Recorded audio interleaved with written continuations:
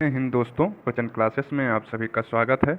आज हम पॉलिटी में भारत के संविधान की मुख्य विशेषताएं देखेंगे। ठीक है, तो भारत में संविधान जब बनाया गया, एक्चुअली में संविधान होता क्या है? तो उस संविधान शब्द का तात्पर्य यह है कि उन सिद्धांतों से जो सरकार के संगठन और कार्यप्रणाली के साथ साथ सरकार और आम नागरिकों के बीच अधिकारों और कर्तव्यों के संबंध को रेखांकित करता है। मतलब कुछ ऐसे नियम बना दिए जाते हैं जिससे सरकार नागरिकों के जो छोटे मोटे जो उनके स्वतंत्रता हो उसको छीन न सकें, और सरकार के कार्य में नागरिक न दखल देने लगे हर एक चीज़ में।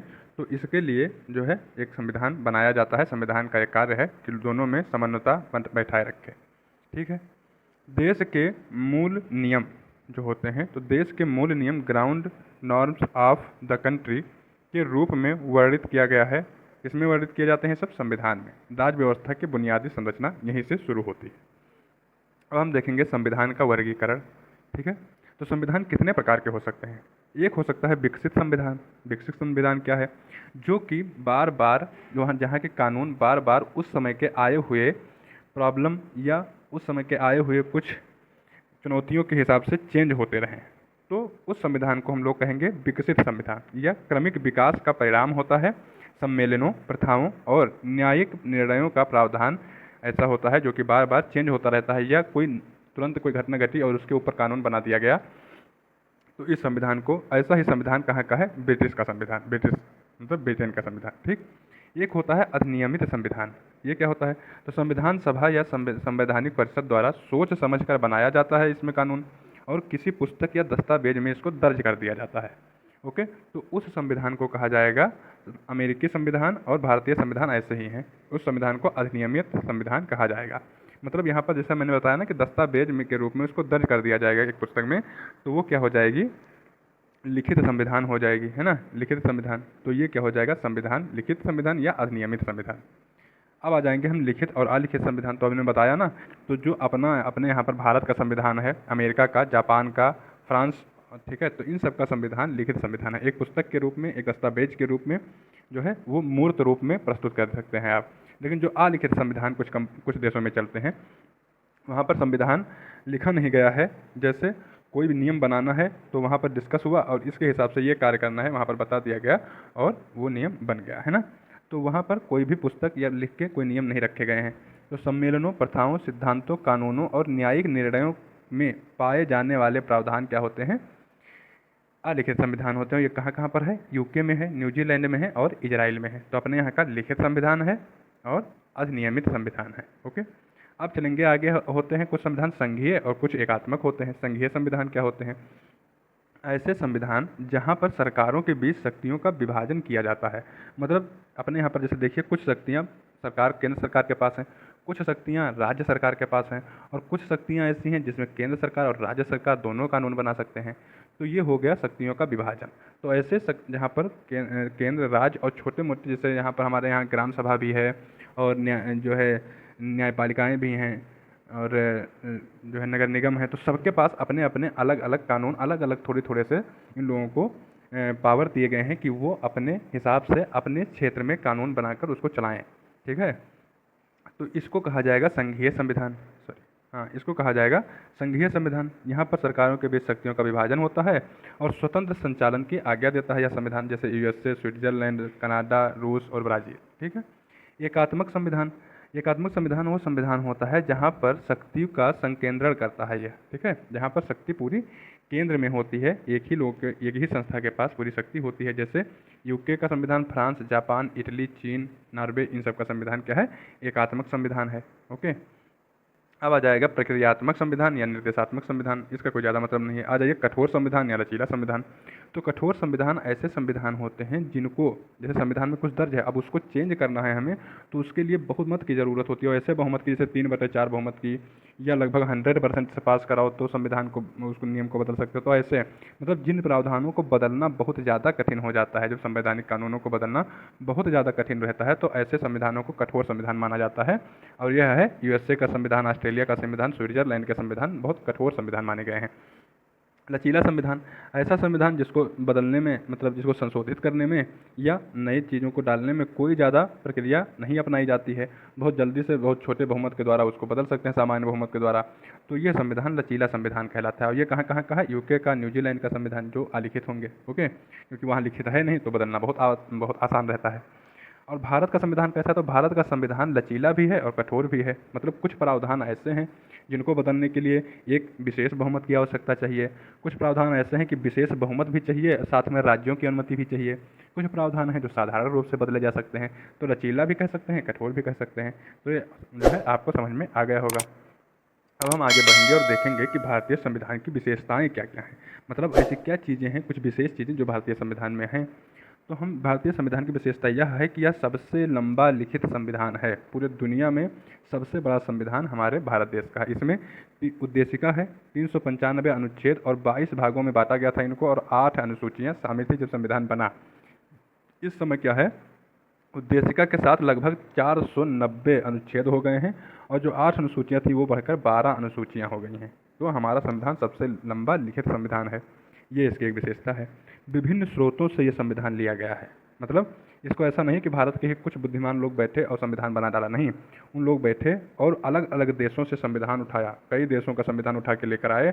जो जो अच्छी चीज़ें जब सबके संविधान से मिली वो अपने यहाँ के संविधान में डाल दिया, और 1935 का जो एक्ट आया था भारत शासन अधिनियम का, वहाँ से भी जो अच्छी चीज़ें थी वो अपने संविधान में डाली गई।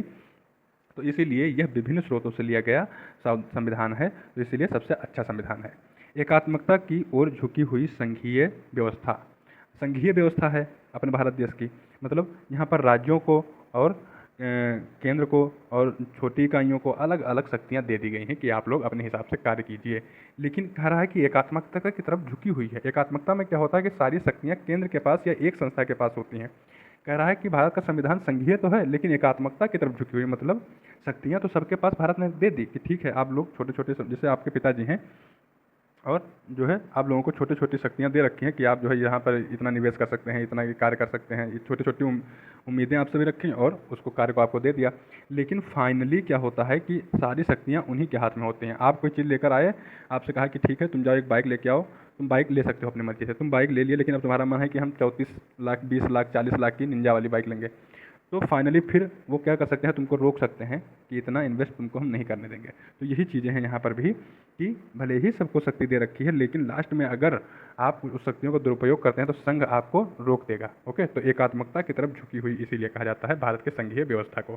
संविधान में कहीं भी संघ फेडरेशन का शब्द प्रयोग नहीं किया गया है, इसको यूनियन ऑफ स्टेट या राज्यों का संघ कहा गया है। संघीय विशेषता होती हैं जिसमें 2 सरकारें, शक्तियों का विभाजन, लिखित संविधान, द्विसदनात्मकता, संविधान की सर्वोपरिता आदि। और एकात्मक क्या होती हैं जिसमें मजबूत केंद्र, एकल संविधान, एकल नागरिकता, एकीकृत न्यायपालिका, अखिल भारतीय सेवाएं और आपातकालीन संविधान प्रावधान। तो इसमें आपको भारत में दोनों चीज़ें देखने को मिल जाएंगी, है ना। कठोरता और लचीलापन, जैसे मैंने अभी बताया आपको कि कठोरता भी है भारतीय संविधान में और लचीलापन दोनों है। संसदीय शासन प्रणाली है भारत में, जो कि कहाँ से ली गई है, ब्रिटिश संसदीय शासन प्रणाली से ली गई है। इसको कहा जाता था वेस्टमिंस्टर मॉडल।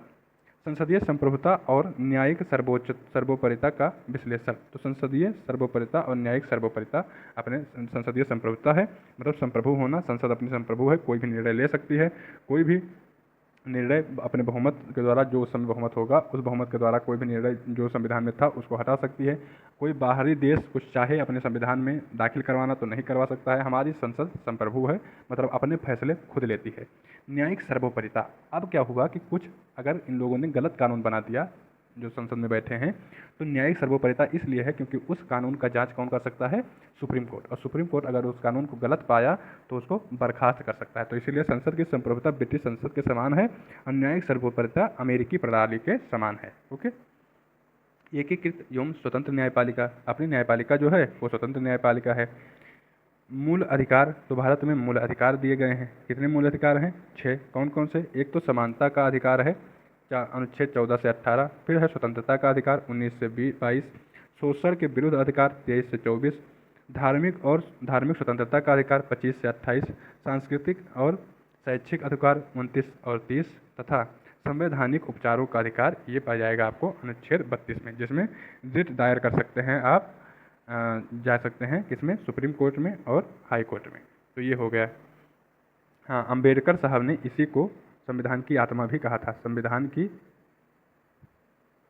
आत्मा कहा था अंबेडकर साहब ने, जो अनुच्छेद 32 है, संवैधानिक उपचारों का अधिकार को। राज्य के नीति निर्देशक तत्व, ठीक है, तो राज्य के नीति निर्देशक तत्व क्या है, तो ये भाग 4 में इसको जो है भारतीय संविधान में जगह दी गई है। सामाजिक और आर्थिक लोकतंत्र के आदर्शों को बढ़ावा देना इसका मुख्य कार्य है। ये गैर न्याय संगत है। इसमें कुछ चीज़ें कही गई कि सरकार को ये करना चाहिए, चाहिए शब्द लगा दिया। अब चाहिए शब्द लग गया तो क्या होगा कि सरकार उसको करे और चाहे ना करे, लेकिन करना चाहिए, मतलब नागरिकों के लिए यह अच्छा चीज़ होगा कि अगर सरकार ऐसा करती है तो। लेकिन उसमें जो चीज़ें दी हुई हैं, अगर वैसा सरकार नहीं कर रही है तो आप उसको जाके सुप्रीम कोर्ट, हाई कोर्ट या किसी भी कोर्ट में नहीं जा सकते हैं सरकार के खिलाफ लेकर उसे, कि सरकार देखिए संविधान में ऐसा लिखा है और सरकार ऐसा नहीं कर रही है, क्योंकि ये क्या है, गैर न्याय संगत है, नॉन जुडिशियबल है। ओके, तो आप इसके खिलाफ सरकार के खिलाफ कार्रवाई नहीं कर सकते हैं। 3 वर्गों में वर्गीकृत है, समाजवादी, गांधीवादी और उदार बौद्धिक, लिबरल इंटेलेक्चुअल। उद्देश्य क्या है, भारत में कल्याणकारी राज्य की स्थापना करना, है ना, करना चाहिए, ऐसे ऐसे काम सरकार को करना चाहिए जिससे कल्याणकारी राज्य की स्थापना हो सके। महत्व, देश के शासन विधि में मौलिक हैं और कानून बनाने में इन तत्वों को लागू करना राज्य का कर्तव्य होगा। स्वर्ण सिंह समिति, मूल कर्तव्य लेकर आए थे स्वर्ण सिंह समिति द्वारा, इसको 42वें संविधान संशोधन अधिनियम द्वारा जोड़ा गया था। भाग 4 का में धर्मनिरपेक्ष राज्य। धर्मनिरपेक्ष राज्य देखिए, इसकी 2 अलग अलग उदाहरण हैं। पश्चिम के हिसाब से इसको भी धर्मनिरपेक्ष राज्य का दर्जा भारत को यह 42वें संविधान संशोधन द्वारा 1976 में जोड़ा गया था। और धर्मनिरपेक्ष राज्य जो पश्चिम की अवधारणा है वो है कि धर्म, चर्च और राज्य, धर्म मतलब चर्च और राज्य मतलब राजनीति, तो धर्म और राजनीति अलग अलग रहेंगे। धर्मनिरपेक्ष का मतलब पश्चिम में ये है। लेकिन भारत में धर्मनिरपेक्ष का मतलब है कि धर्मनिरपेक्षता की सकारात्मक अवधारणा का प्रतीक है, अर्थात सभी धर्मों को समान सम्मान देना, सभी धर्मों को समान सम्मान देना, किसी भी धर्म के खिलाफ होकर कार्य न करना या किसी धर्म के पक्ष में बैठकर कार्य न करना, ये सरकार का काम होगा। ये अपने यहाँ का धर्मनिरपेक्षता का मतलब है। प्रत्येक वयस्क नागरिकों को मताधिकार, तो ये कहा गया कि प्रत्येक वयस्क नागरिकों को मताधिकार दिया जाएगा। ये भारत की खूबसूरती है, भारत के संविधान की। 61वां संविधान संशोधन अधिनियम 1988 द्वारा मतदान की आयु 1989 में 21 वर्ष से घटाकर कितनी कर दी गई, 18 वर्ष। अभी जब आप 18 वर्ष के बालिग हो जाते हैं तो आपका जो है ID कार्ड बन जाता है और आप क्या कर सकते हैं, जाकर वोटिंग कर सकते हैं, अगर आप उसमें अपना लिस्ट में नाम जुड़वाते हैं तो। होता क्या है कि पहले क्या था कि ये उम्र 21 वर्ष थी, अब इसको 18 वर्ष कर दिया गया है। कब, 1988 में एक एक्ट लाया गया जो कि 1989 में अधिनियमित हो गया और 21 वर्ष के आयु को घटाकर 18 वर्ष कर दिया गया। प्रत्येक वयस्क नागरिकों को मताधिकार दिया गया है, ठीक है। एकल नागरिकता है भारत में, ये भी इसकी खूबसूरती है कि भारत में जितने भी नागरिक रह रहे हैं उनकी केवल एक नागरिकता होगी। बाकी USA वगैरह में क्या है कि आप USA की भी नागरिकता आपके पास, और जिस स्टेट में रह रहे हैं वहाँ की भी नागरिकता है, मतलब 2 नागरिकता रहती थी। जैसे आप मान लीजिए उत्तर प्रदेश में रहते हैं तो उत्तर प्रदेश की भी नागरिकता है और भारत देश की भी नागरिकता है। तो ऐसे तो हमारे यहाँ पर क्या है, केवल भारत की नागरिकता लेनी पड़ती है, किसी राज्य की नागरिकता नहीं लेनी पड़ती है। स्वतंत्र निकाय है कौन कौन से, तो यहाँ पर निर्वाचन आयोग, नियंत्रक एवं महालेखा परीक्षक, संघ लोक सेवा आयोग, राज्य लोक सेवा आयोग, ये सब क्या हैं, स्वतंत्र निकाय हैं जो सरकार के साथ मिलकर समन्वय बैठाकर काम करते हैं जनता के लिए। आपातकालीन प्रावधान, भारत में कुछ प्रावधानों के पीछे तर्कसंगतता, देश की संप्रभुता, एकता, अखंडता और सुरक्षा, लोकतांत्रिक राजनीतिक व्यवस्था और संविधान की रक्षा करना इसका मेन काम है आपातकालीन प्रावधानों का। आपातकालीन प्रावधान 3 होते हैं, एक राष्ट्रीय आपातकाल, राज्य आपातकाल या वित्तीय आपातकाल। राष्ट्रीय आपातकाल लगता है अनुच्छेद 352 के तहत, और इसमें मनुष्य की मतलब जितने भी नागरिक होते हैं उनके जो मूल अधिकार होते हैं, मूल अधिकार, तो मूल अधिकारों को छीन लिया जाता है, रद्द कर दिया जाता है। राज्य आपातकाल या राष्ट्रपति शासन जब लगता है राज्यों में, यह अनुच्छेद 356 के अनुसार लगता है, इसमें मूल अधिकार नहीं छीने जाते हैं। और वित्तीय आपात लगता है तो यह 360 के अनुसार लगता है, अनुच्छेद 360 के अनुसार, तो इसमें भी मूल अधिकार नहीं छीने जाते हैं। लेकिन जो है आज तक भारत में वित्तीय आपातकाल नहीं लगा है, ये एक फैक्ट को याद रखिएगा। बाकी राष्ट्रीय आपातकाल इंदिरा गांधी ने 1975 में लगा दिया था, तो ये लग चुका है, और राज्य आपातकाल तो लगता ही रहता है। त्रिस्तरीय सरकार, 73वां संविधान संशोधन अधिनियम 1992 के द्वारा अपने यहाँ पर त्रिस्तरीय सरकार, कौन, एक पंचायत लेवल पर काम करती है, एक क्या हो जाएगी स्टेट वाली, और एक हो जाएगी अपनी केंद्र की गवर्नमेंट। तो 73वां संविधान संशोधन 1992 पंचायतों को संवैधानिक मान्यता दे दी गई और उसको कुछ अपने नियम कानून बनाने के पावर दे दिए गए। ये भाग 9 और 11वीं अनुसूची में शामिल है। 74वां संविधान संशोधन 1992 नगर पालिकाओं को संवैधानिक मान्यता दी गई। ये जो है भाग 9 का और अनुसूची 12 में शामिल है। अनुच्छेद 40 ग्राम पंचायतों का गठन गांधीवादी सिद्धांत है। ठीक है। सहकारी समितियाँ क्या हैं? तो 97वां संविधान संशोधन 2011 सहकारी समितियों को संवैधानिक दर्जा और सुरक्षा प्रदान करता है। सहकारी समितियां बनाने का अधिकार मूल अधिकार है, किसके अनुसार? अनुच्छेद 19 के अनुसार हमको मूल अधिकार में है, हमारे पास मूल अधिकार है कि हम सहकारी समितियां बना सकते हैं। सहकारी समितियों को बढ़ावा देने के बारे में राज्य का नीति निर्देशक तो DPSP जोड़ा गया है। और किसमें है सहकारी समितियां DPSP में? 43 खा में, आर्टिकल 43 खा में 43B। सहकारी समितियां नामक एक नया भाग 9B, ठीक है, या 9 खा जोड़ा गया है अनुच्छेद 243 या जा से अनुच्छेद 243 या ना तक ये जो है लाई करता है। ओके। अब देखेंगे संविधान के स्रोत। अभी हमने कहा था कि ना कि संविधान अपना जो बनाया गया है अलग अलग स्रोतों से लिया गया है। उसका स्रोत कोई एक स्रोत नहीं है कि चार इंटेलेक्चुअल लोग बैठ के और संविधान बना डाले, क्योंकि उसमें एक खतरा ये था कि पता नहीं वो किस मानसिकता के हैं, लेफ्टिस्ट हैं, राइट विंग के हैं, या बिल्कुल मतलब काले गोरों में भेद करने वाले हैं। तो क्या किया गया, अलग अलग स्रोतों से हमने संविधान की अच्छी चीज़ों को उठाया और अपने संविधान में डाला। कहाँ कहाँ से लिया गया है स्रोत, इसका कहाँ कहाँ से है? तो भारत शासन अधिनियम 1935 से। यहाँ से क्या क्या लिया गया है?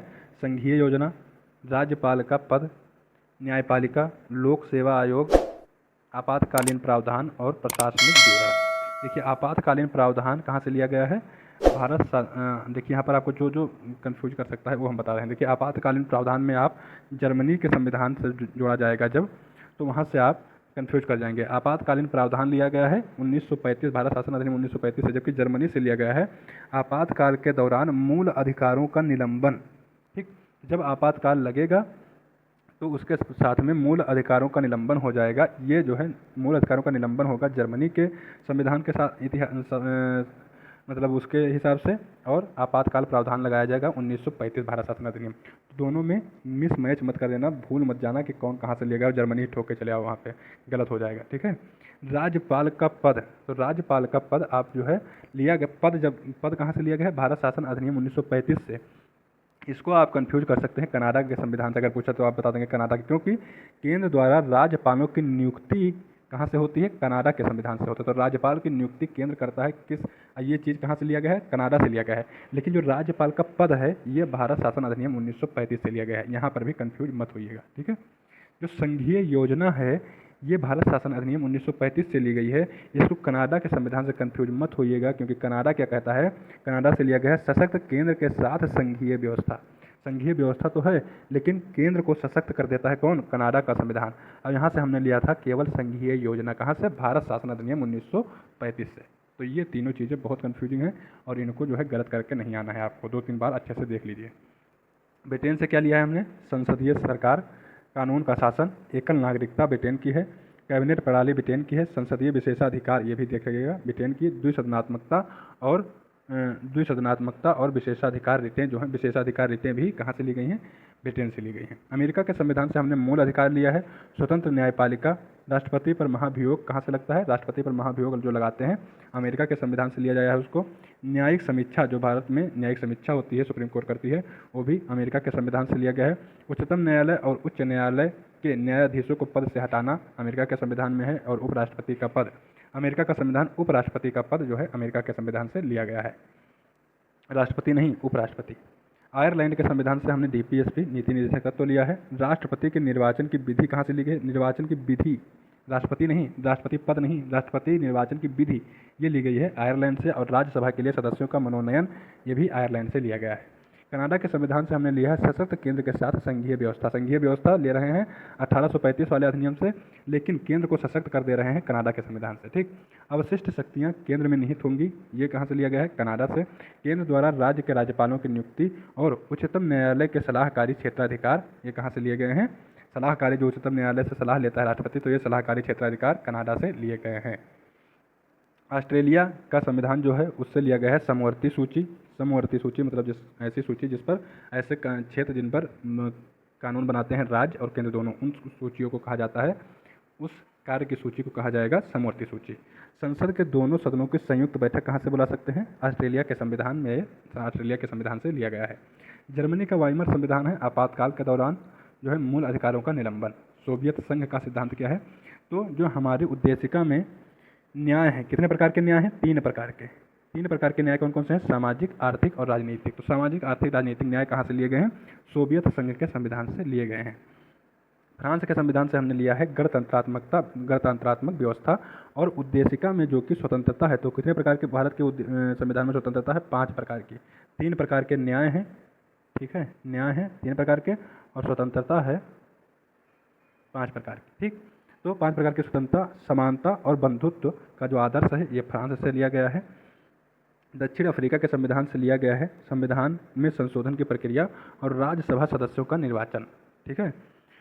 राज्यसभा सदस्यों का निर्वाचन जो है, अब यहाँ पर भी कन्फ्यूजन आपको होगा कि राज्यसभा, यहाँ पर देखिए राज्यसभा सदस्यों का निर्वाचन मतलब निर्वाचित कैसे किए जाएंगे राज्यसभा के सदस्य, ये बताया गया है दक्षिण अफ्रीका के संविधान से हमने लिया है, ठीक।